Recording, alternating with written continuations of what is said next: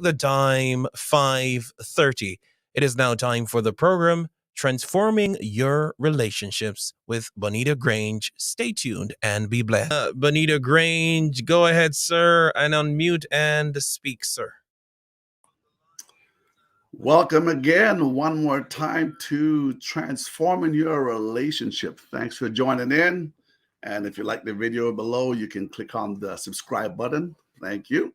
Thanking again, Pastor Clive and First Lady, amen, and the First Lady from Higher Ground Tabernacle Ministry, and our radio host, Roshane Douglas, for spearheading the station. Tonight, I am your host again, Bonita Grange, a relationship and life coach.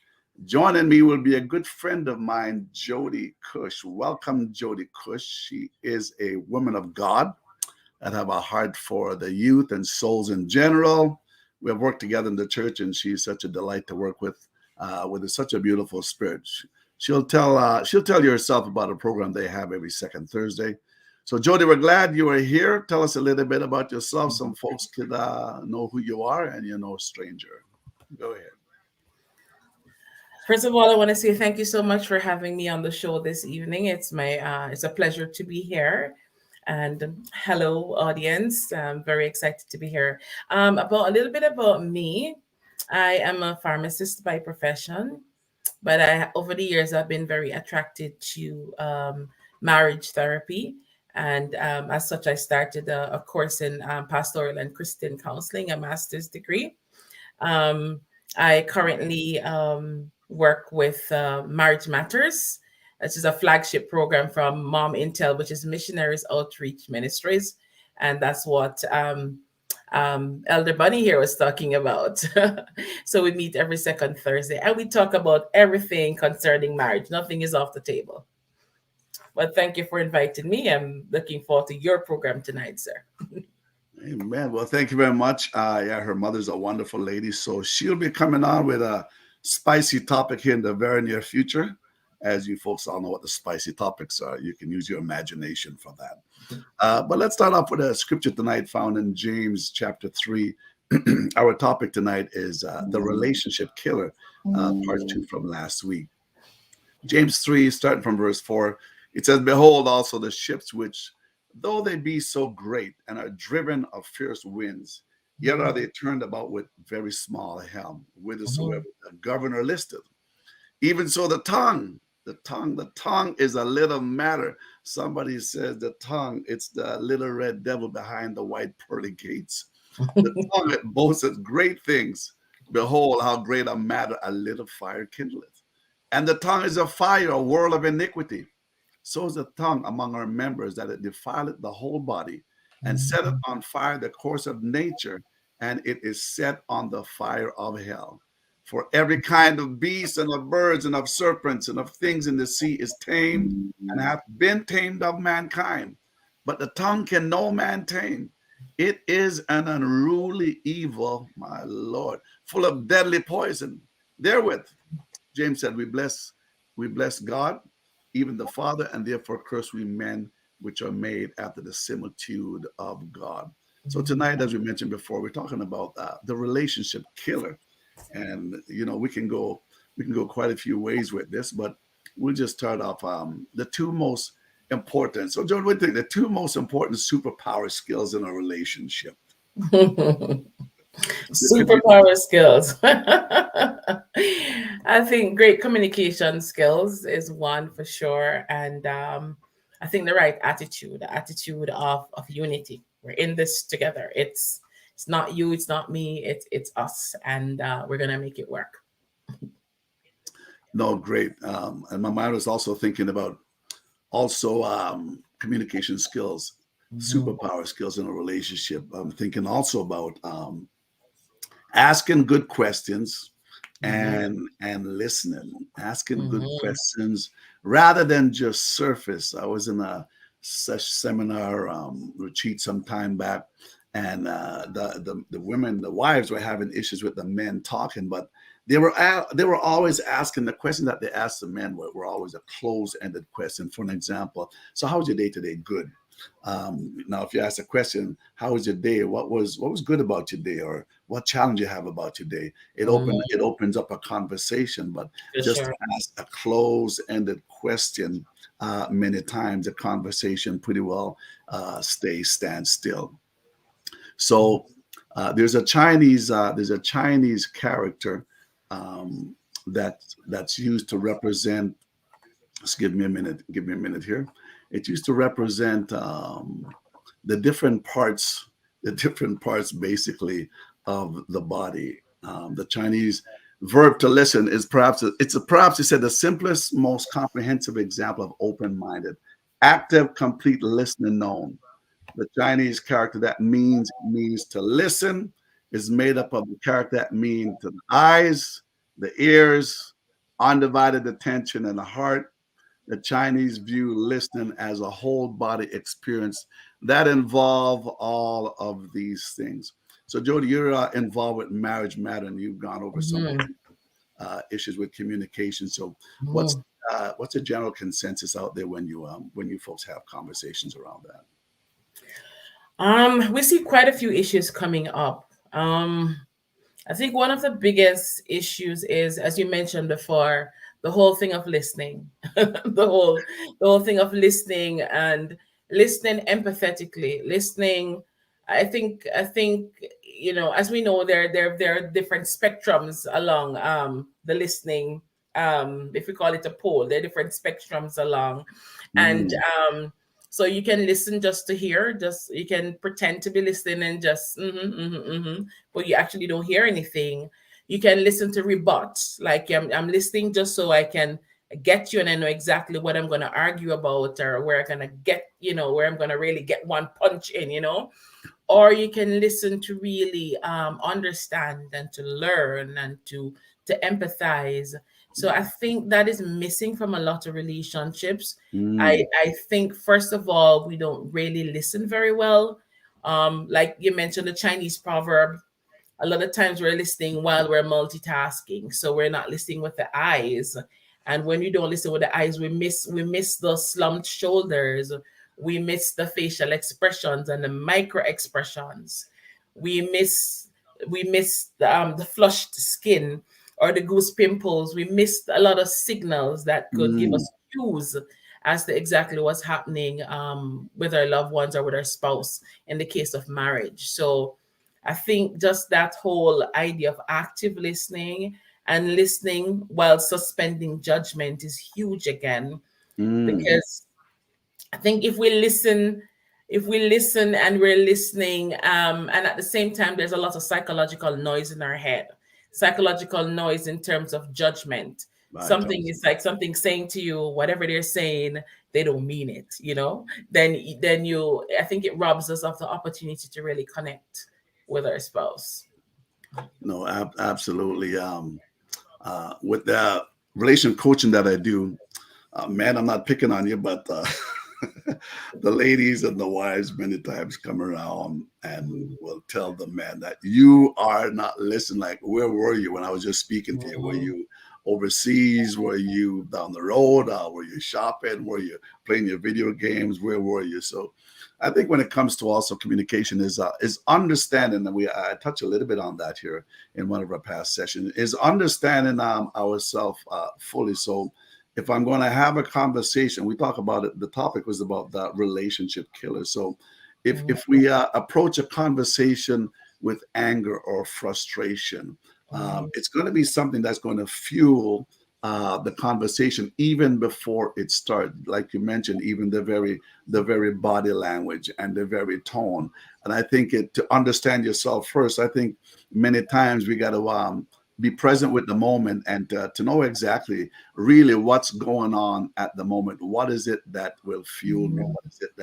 What is it that's propelling me to go in an area that I don't want to go? And I had mentioned we had talked about Brene Brown that had a Mhm. quote where she talks about vulnerability is the birthplace where your life can be changed, where connection can be made.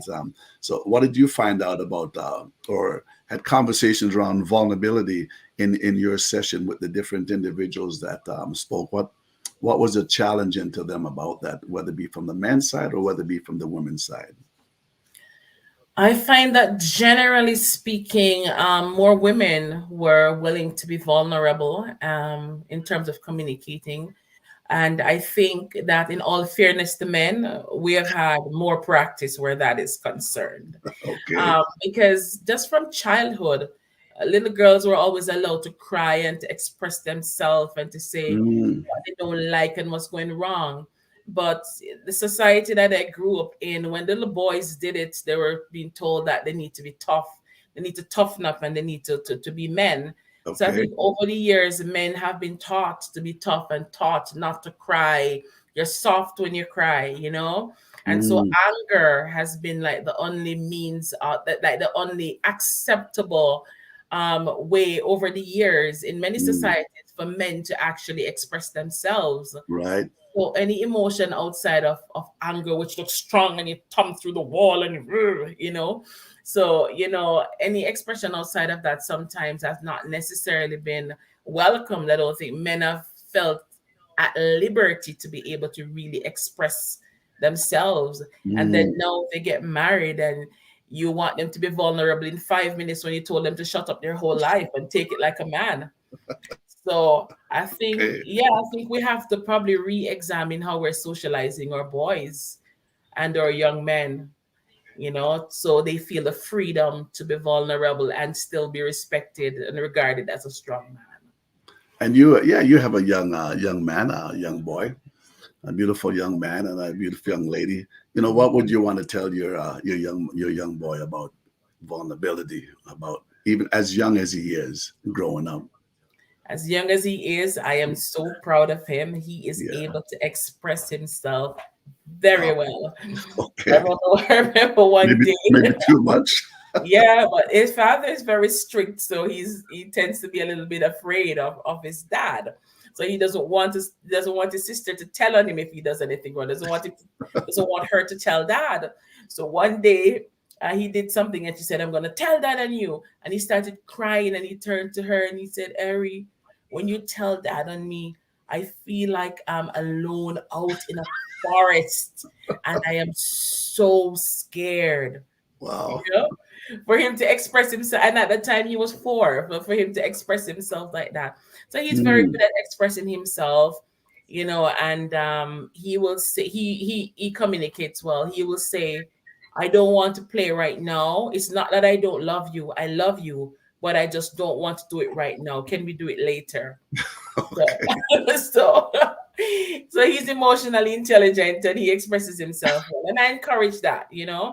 I don't want him Beautiful. to cry every 5 minutes over everything. I don't want him to be like that, but I want him to know Mm. that it is okay to cry sometimes. No, absolutely, absolutely.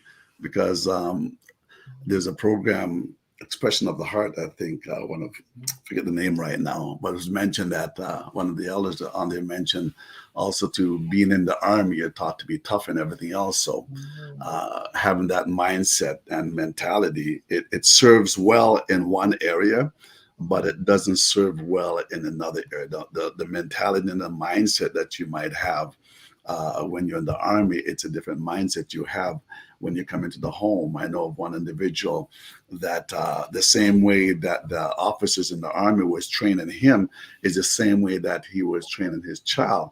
But it Mhm. wasn't working in the home because the way that Right. they talk to you out there, it's a different way that now that he needs to change his vocabulary, needs to change just the way he is approached. Mhm. So when it comes to communication, the relationship killer here, what is it? Some things that I think a person can control. I talk about the control circle, and then you have the outer circle, which is the out of control circle.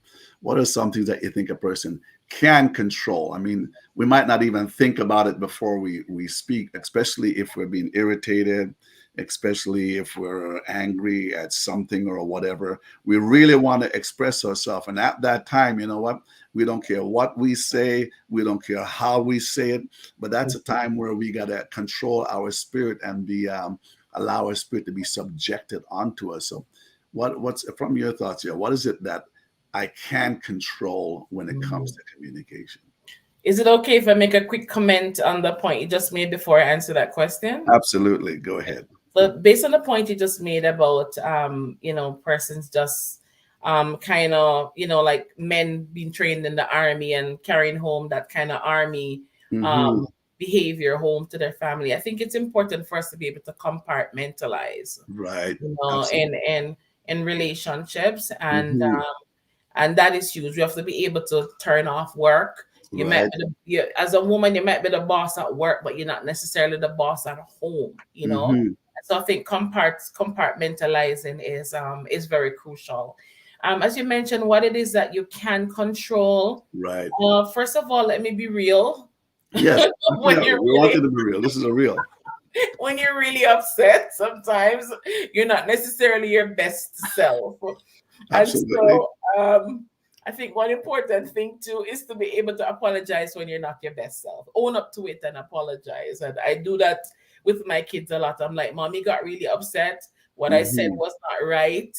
And I shouldn't have said it, or I shouldn't have raised my voice. And that's not the best way to communicate, and I'm sorry. You know? So Mm-hmm. even if I don't always get it right, at least I am not just passing on. They know it's okay to be upset, but it's not okay to behave a certain way. Right. And Right. if I do, I correct the behavior so they know that it's wrong, right?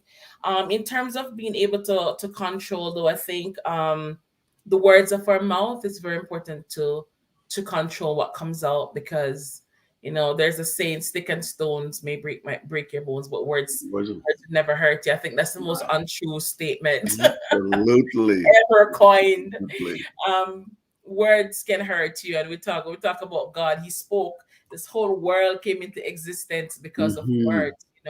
And I think in a similar way, we can use our words to build, or we can use our words to hurt and to tear down. If you listen to a lot of motivational speakers, sometimes it's just one thing that somebody said to them that really made them believe that they could do it. So what you can control the words that come out of your mouth. Right. Right.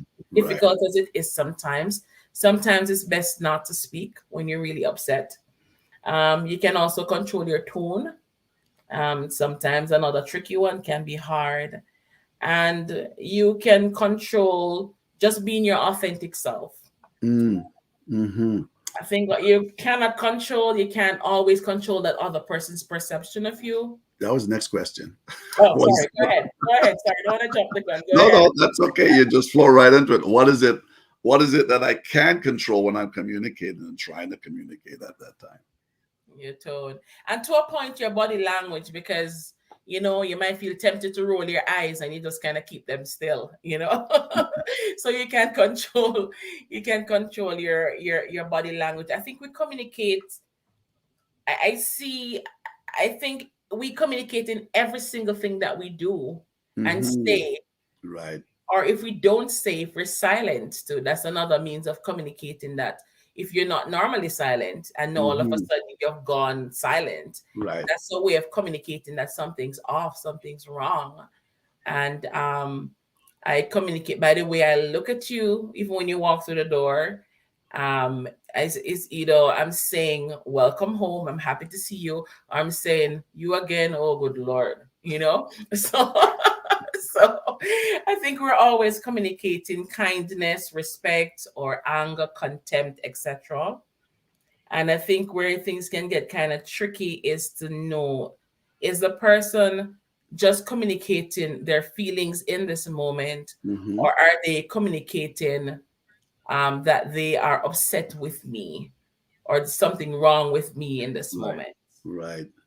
It's interesting too because what is it that I can't control? Definitely, I can't control how another person is going to act or respond. But Mm, the things that we say sometimes in the heat of the moment, one thing that we must be reminded of is sometimes it's not very easy to come back from what comes out of your mouth. mm-hmm. If you It's were planning on having a good time and being intimate that night, you know what? That is just shut down. That door is closed. So You just true. gotta wait until the emotion comes back. You gotta wait until you're both back in balance again, where you can have that conversation.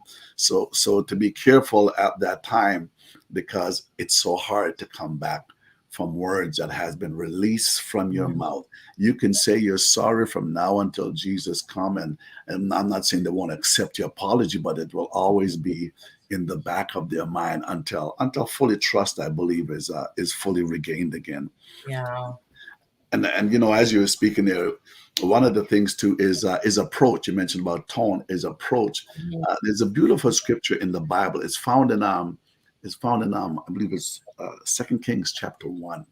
Okay. It talks about Second Kings chapter Abigail. 1, verse 9. No, you can come in with that one here after this. That you talk you Okay. Okay. you had mentioned that to me Okay. before. But it's about these three captains that want to approach Elijah. Now, at the time, Elijah was in a mountain or in a cave, and he was running away from the king because of what had transpired. And the king sent out some captains to tell Elijah, "Hey, the king wants to see you." These captains went. One captain went out, and he had 50 men with him. But he went out in Elijah, and you can read it, Second Kings chapter 1, verse 9. It says, "Then the king sent unto him a captive of 50 with his 50, and he went up to him, and behold, he sat on the top of a hill, and he spake unto him, the man of God, the king. The king said, Come on down." Mhm. I want to get to my point. And Elijah answered and said to the captain of 50, "If I be a man of God, then let fire come down from heaven and consume thee and thy 50." And there came down fire from heaven and consumed him and his 50. 50. So Second Kings again, chapter 1, verse 11. Again, also the king now sent out another captain with 50, with his 50, after hearing basically that they didn't come back. I would imagine that they were destroyed. And the captain answered and said unto him, "O man of God, thus hath the king said, Come down quickly."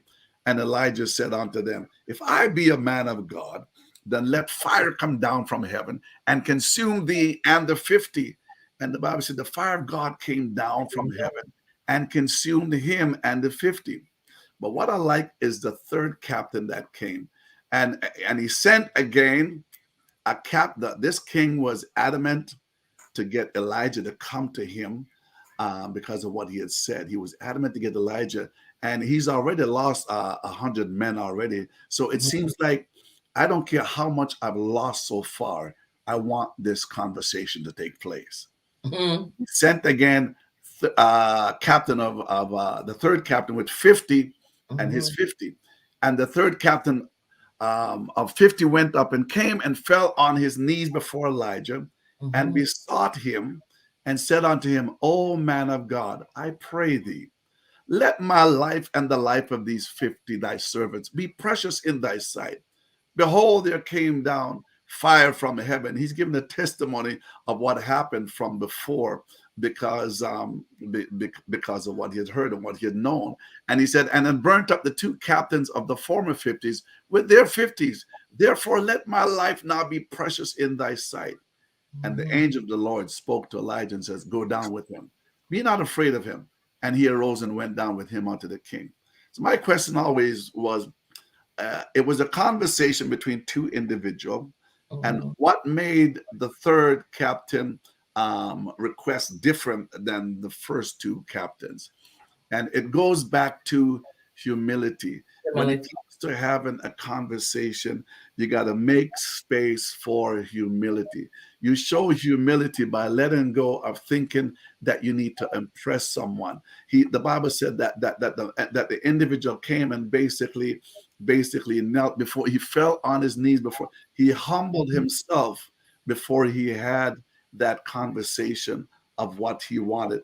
And without a shadow of a doubt, the third captain had the right approach, and therefore he got the right response.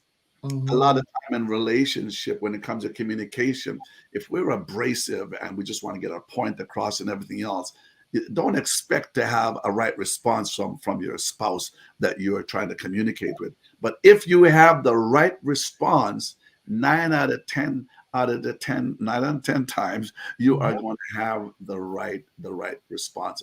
And I've always kept this in mind. I'm not saying I have perfected it, but I'm always conscious and mindful of it.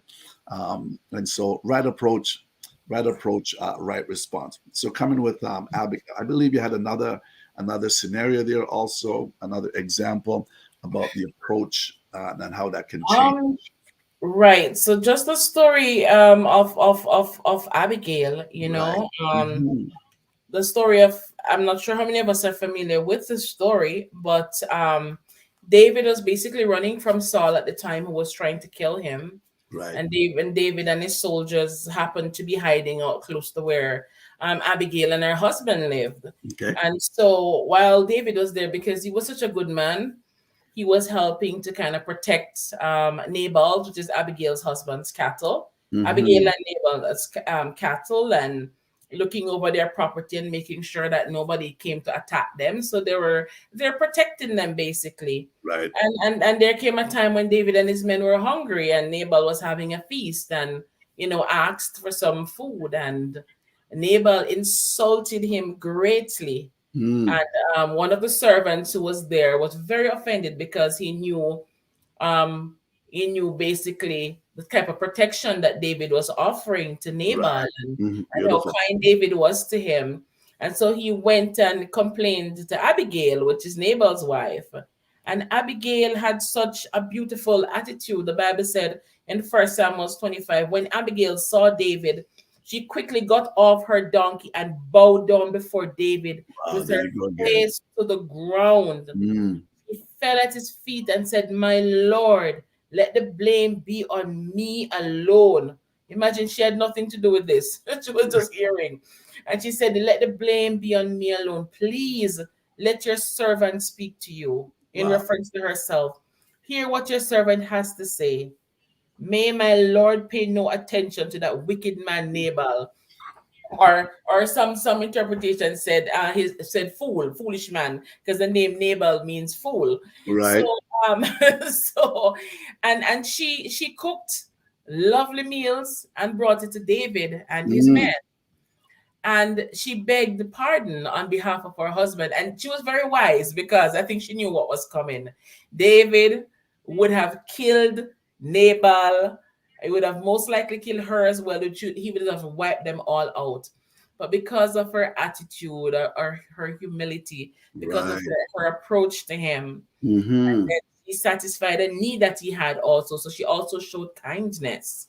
And Mm. because of that, she was spared. And then years later, or sometime after, when Nabal died, David remembered her and went back for her and married her. Beautiful. So it ended well because of her wisdom and her humility. My beautiful. I've always said I think God gave women like an extra sense that men don't have. Sorry, men. I have to agree with you. No, I'm clearly biased. Sorry, man.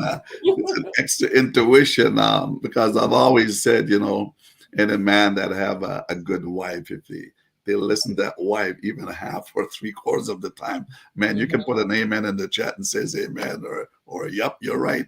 When a man that has a good wife, and had listened half or three quarters, and I'd be the first to put my hand up, they'd be a lot farther ahead. Sometimes financially, spiritually, holistically, whatever the case might be, right?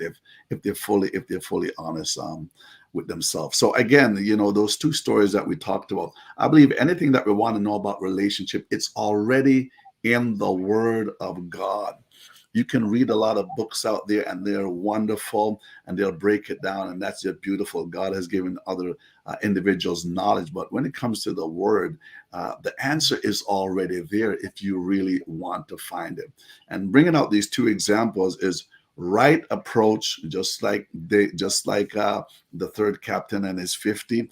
Right mhm. approach, right response. Just like Abigail and David, right approach, and again, right response. Can I ask you a question, Absolutely. Sir Bonito? Right. Why do you think it is that a lot of times men don't necessarily listen to their wives? Wow, that's a loaded question. It's a loaded question. No, I was just, as I was just thinking about it as you said it, and some thoughts came to mind. I'm thinking, why would you not listen to somebody? Why would you dismiss somebody? I think we dismiss people for different reasons, and That's right.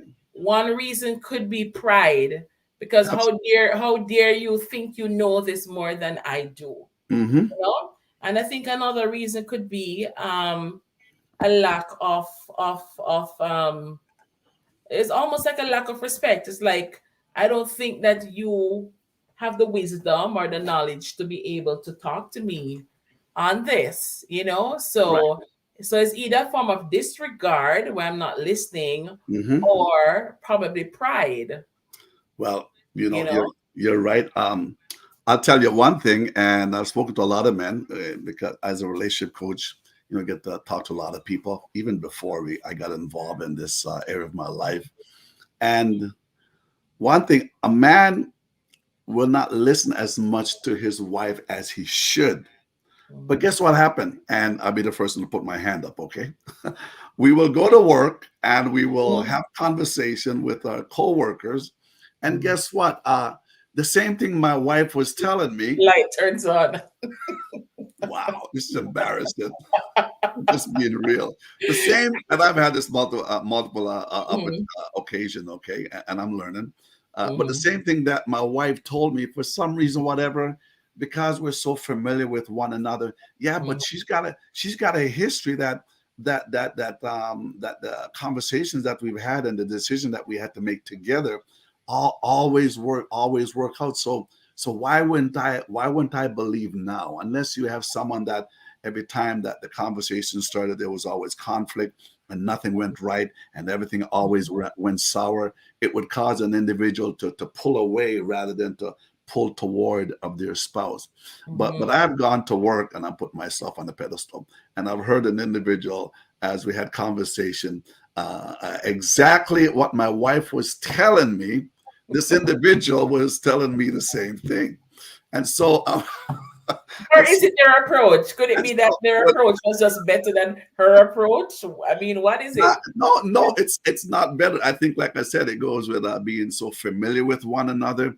It goes with a Mhm. little bit of pride, as if to say, well, maybe does she really think she have the answer? Like I think my answers is just as good, whatever. I think there's a little bit of pride in there. But again, if there has been a history pattern that validate what she's been saying, I mean, why even go get a second opinion? So having a Mhm. conversation with this individual at work, I come home and I'll says, "Hey, honey, you know what? ABC, whatever we're talking about, I can't remember. It's been a while now because I've been retired. But I would say, hey, honey, we have this conversation today, and yeah, this sounds like a really good idea." And she just kind of looked at me, kind of rolled her eyes, and says, "Really? Okay." Well, you realize that's exactly the same thing that we talked about before. So I just crawl under my shell and I just disappear out of. Well, you ought to credit yourself to you married a very wise woman, and so you have to make it work for you, right? We Right? have to make Stronger together. we have to make it work. It'd be interesting if I had some men on the line there for comments that would put in, why is it that we second guess our wives when, especially those that have a good, you're married to a good woman, Mhm. she's got the history with you. The same thing when it comes to my two children. Like my wife has a history with them as what has been said and what had been mentioned and direction that's been given to the T. They know that if she says this or whatever, that this is what's going to happen. There was a time she was on the couch upstairs. I'll never forget. Um, she was lying down and she just felt the phone. Let's phone the children them, and she told them exactly what they were doing, where they were at, and they were amazed. And one tried to come home and maybe almost tried to cover up, but the other one says, "No, we're not going to cover up. We're going to tell the truth." So they have a history with her that history is that spirit of discernment, right? So going back to communication, why is it men, and actually I'd love to have some men in the chat, why is it's so hard for us to take that advice, that information from our wife, but we will go outside and we will do backflips and do hula hoops and everything else. Mhm. So I don't know what you have heard from. Maybe you can share a little bit from marriage matters. Why that is. What did you come up with for the men on that respect? I'm not sure if we've ever really delved into why men don't listen to their wives very much. Okay, It's an that's a interesting topic in the topic. future. We could probably explore it in the future for sure. But I Okay. think one of the topics that we were on a few weeks ago, that was really huge, was when we dealt with the man cave, and how Mm, some men retreat to their caves, and what was being unintentionally communicated to their wives during that right. time. Okay. Right. So just getting in the cave or pulling away was actually making the women feel disregarded, Mm, um, making them feel very lonely, very frustrated, okay. and feeling as though they were in this thing alone. It's like the house is on fire and one person has just left. They didn't even try to put out the fire. They left you in the burning building. That's the kind of feeling that many wives have. And, Right. and the husbands, on the other hand, were saying, no, but what we're having is like an overload, and we feel like if we don't deal with the fuse, we're gonna have a problem here. So what we Mm, do is just shut down in order to prevent the overload, or to prevent things from going really haywire. So just different, just the way we behave sometimes as different sexes, I guess you could say. We're sending different messages, and sometimes the message that is being sent is not necessarily the message that we intend to send. But absolutely. yeah, but it can get interpreted differently than how you want it to. So you mentioned about a man cave. Mhm. So if I mentioned to you about, give an example of a snapping turtle syndrome, what comes to mind when you say that? When I say that in conversation, when they have a snapping turtle Snap syndrome. and turtle. As you mentioned, the snap and turtle syndrome. You find that sometimes a turtle would want to protect itself, Mm-hmm. and so the turtle sometimes doesn't allow itself to be vulnerable because it wants to be protected. Right. If we stay in ourselves and don't allow ourselves to be vulnerable, we're not going to move very far. We're not going to enjoy. If you even think of the turtle on the sand, how much of the beach and the sand can he really enjoy? How much of the sunshine can his skin get when he's Mm-hmm. in that shell? So staying in the shell, we deprive ourselves of other benefits that we could have in the relationship. We deprive ourselves of growing. We deprive ourselves of having new experiences, and we just basically we're protected, so to speak, but we're not really living and growing and thriving in the relationship. No, I like what you said. They withdraw themselves, and Mhm. so it's as a turtle, as you'd mentioned, we want to feel safe, so we pull back, we hold back our feelings. We're not expressing like we should be. What a turtle will do, or if we could personify that kind of attitude or spirit, I'm just going to go back into my man cave because what you've said to me has been hurtful. I'm going back into my man cave, and I'm just going to wait until the storm is over. I'm going to wait until you cool off because I feel safe because you have snapped. It's making me feel less than. And a lot of times in a conversation, whether from the male or female, if we're not careful, we've known one another sometime barely. We've known one another for quite a while. We've become so familiar with one another that as the year goes by, if we're not careful, you know what, we're not fully conscious of our conversation of how hurtful that we can be. And so when Mhm. it comes to the relationship killer, what are some triggers? What are some triggers and you feel that can basically set one off? I mean, I got some I ideas. think I think almost anything can be a trigger. But as you mentioned, the before I get more into the trigger, as you mentioned the whole man cave, I think Mm, one of the big problems is that when the man comes out of his cave, he has relaxed, he has processed things, he is ready now to come back and to have communion with the wife.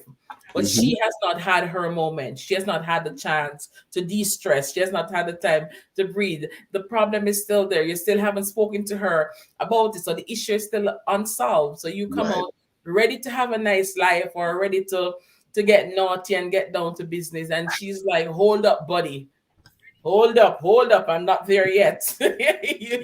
You walked away, you left me in the turmoil. I'm still in the turmoil. I'm still boiling up out here. I'm still Right.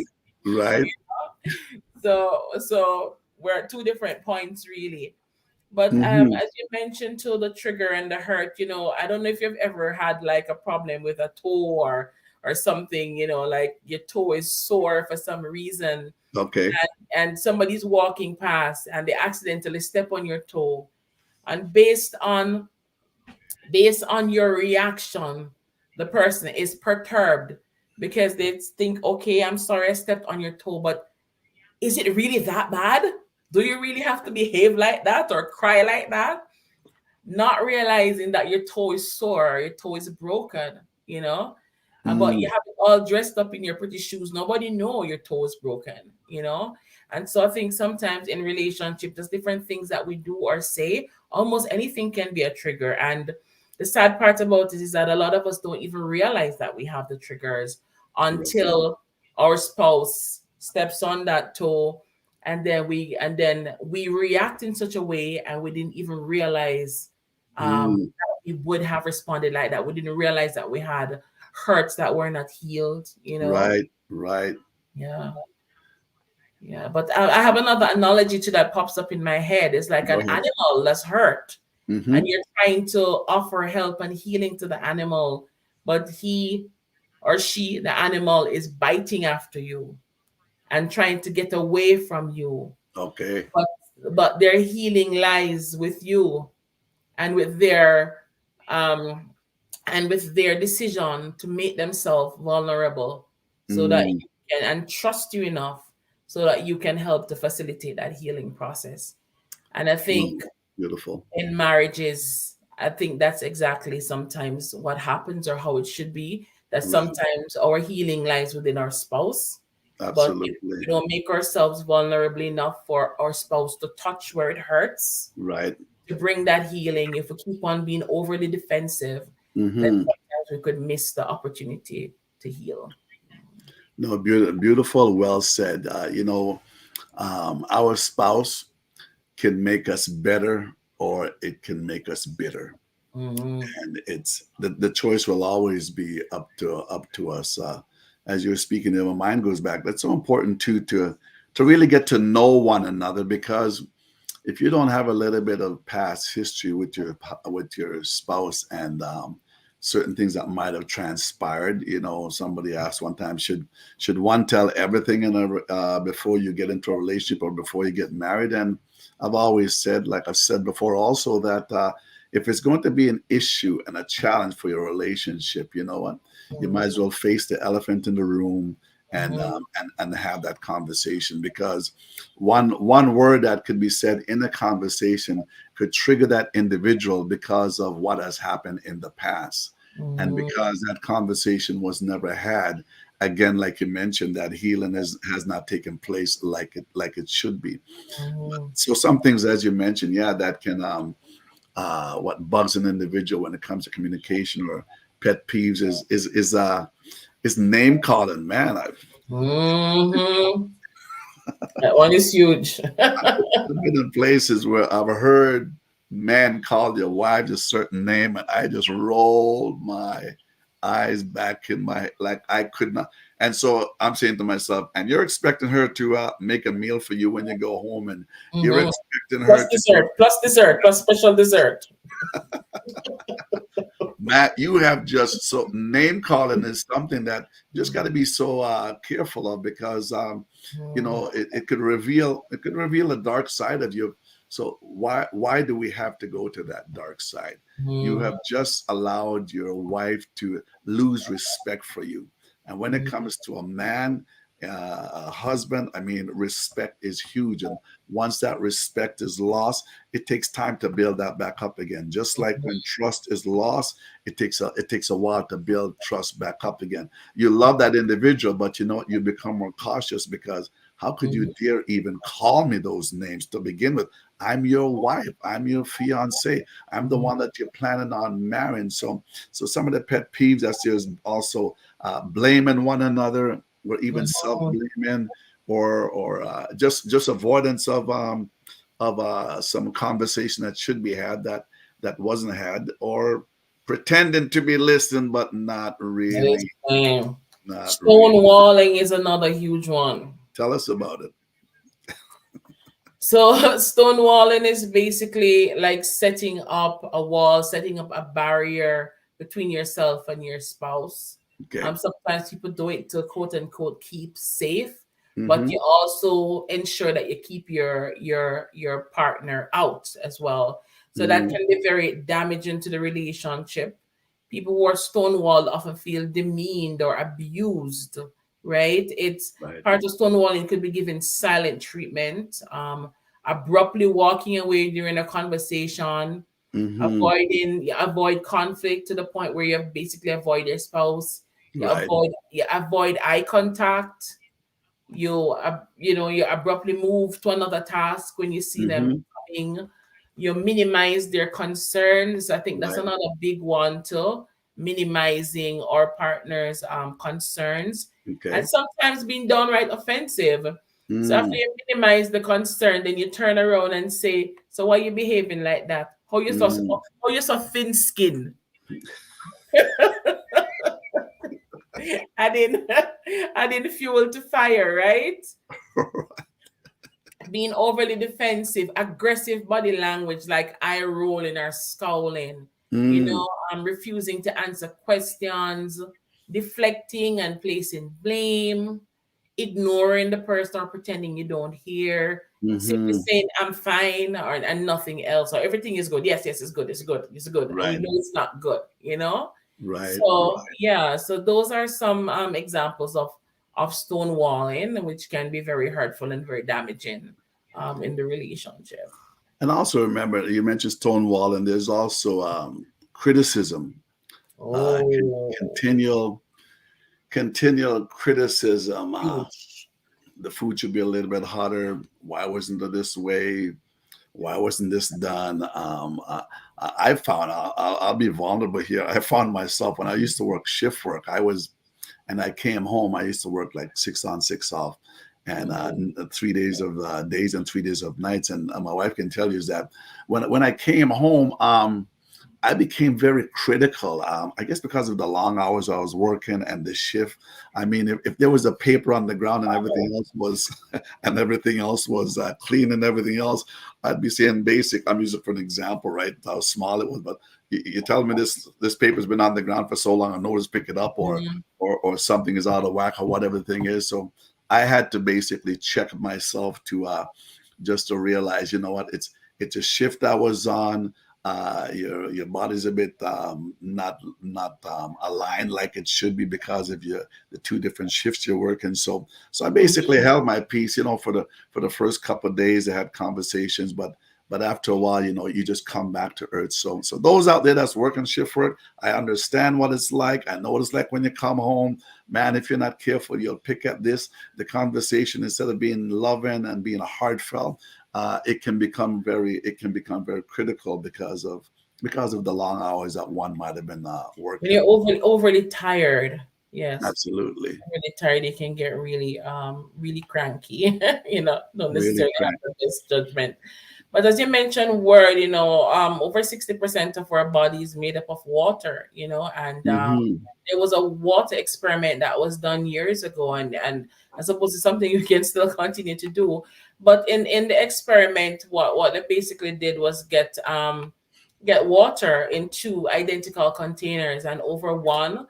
container that Hmm. constantly speak positive, loving, kind words, and over the other it would be negative, horrible words. And they put both of them, and I think it was a special freezer, froze it, and the Right. pattern that came out of the one with beautiful words was like diamond like beautiful patterns.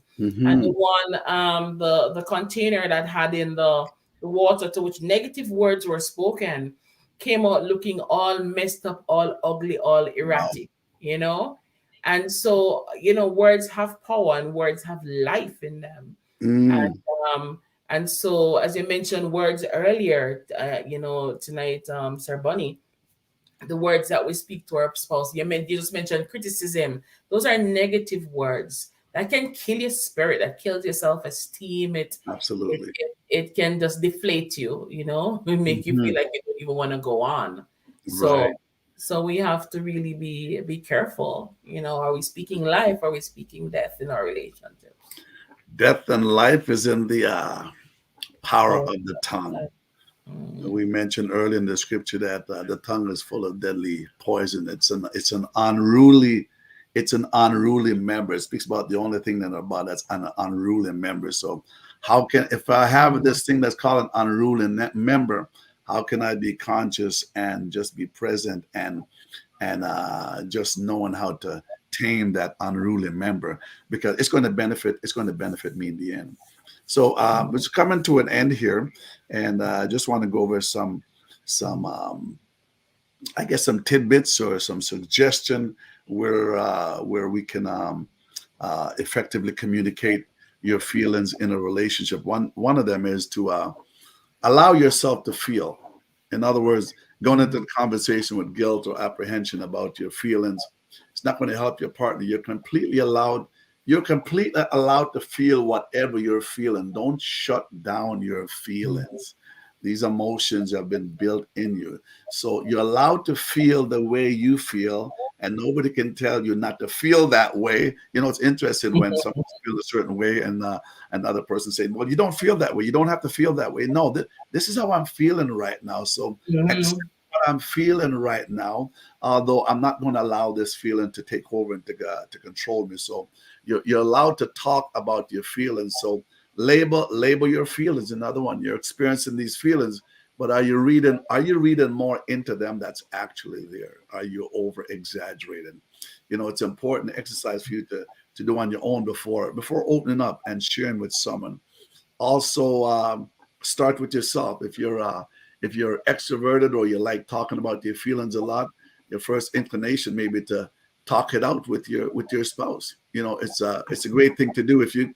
If you can't talk to your spouse, I mean, that's where mhm, now emotional affair happens, which is something we'll tackle down the road. The mhm, reason the reason why that happens is because I can't say what I need to say in this relationship. I can't communicate to you my feeling because you're just not listening. You're not being empathetic. And when you have a relationship, when your feelings or not felt by the other, disregarded. and you don't have that caring, heartfelt attitude, you Mhm, will go outside your relationship because somebody will find interest in you that you're sharing some things that maybe you couldn't talk about or whatever the case is. So also remember how much you matter. You do mhm, matter in spite of how mhm, you're feeling. You do matter. Swap those feelings for feelings of confidence in that moment. You got to program yourself. This is how I'm feeling, but I can also generate this feeling of confidence and mhm, security, which is going to help in the strength of my relationship. And mhm, above all, when you're entering the conversation with your significant other, be happy that you're taking this step. It's a step that's excellent for you and for your partner. So as we come to our end tonight,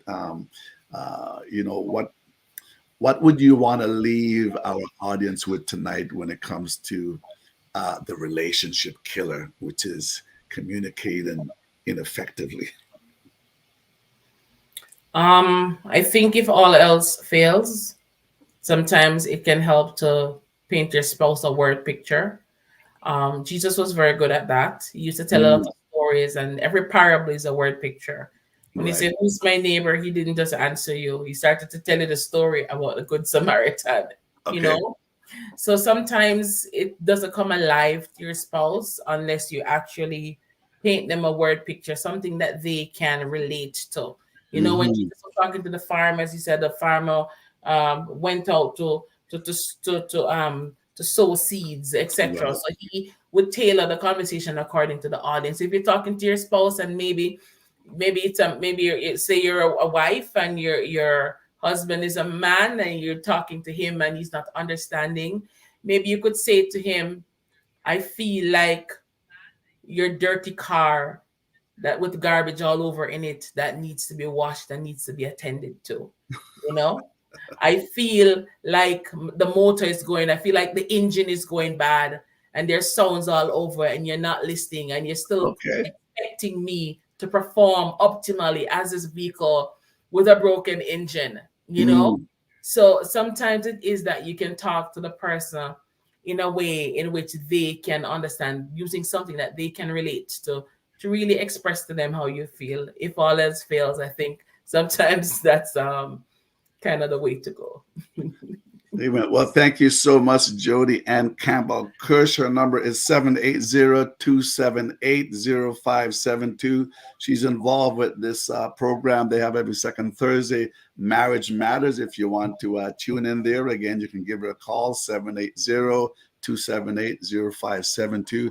I'm Bonita Grange, your relationship and life coach. It's been a pleasure to have these conversations tonight. My number is 780-905-7134, or you can connect with me at bonitagrange at gmail.com if you want to have a conversation. If you're having some kind of challenge within your relationship, this is what I do. We have conversation with couples, with individuals. My motto in life is reducing the world divorce one conversation at a time. So thank you, Sister Jody. It's been a pleasure having you online Thank tonight. you for And having me. we bless you. Have a wonderful evening. Come on in, Mr. O'Shane Douglas. Roshane Douglas.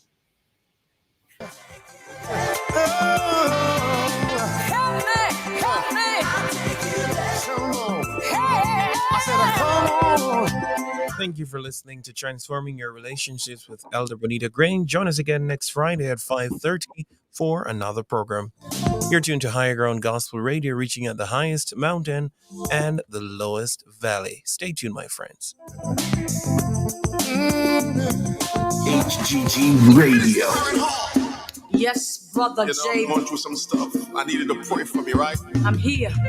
Join All righty. How was that? HGG Radio for our all-night prayer meeting.